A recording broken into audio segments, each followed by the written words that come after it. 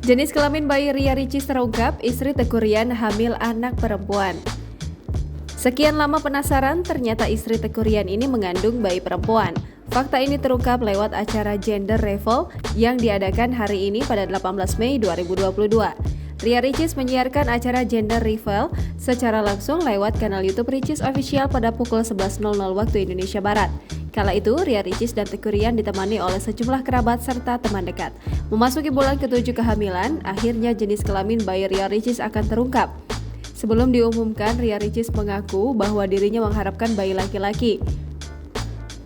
Harapan ini terlihat dari warna pakaian yang dikenakan oleh pasangan suami istri tersebut. Ria Ricis mengenakan gaun berwarna biru muda, sementara Teuku Ryan mengenakan jas berwarna pink.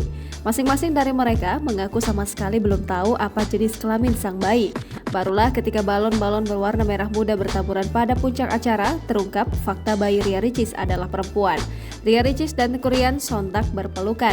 Ia mengaku tidak kecewa meskipun sang anak bukan berjenis kelamin laki-laki. Wanita berusia 26 tahun ini mengatakan bahwa masih ada kesempatan lain.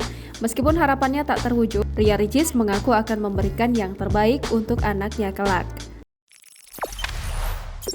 Jangan lupa subscribe, share, komen, dan like ya!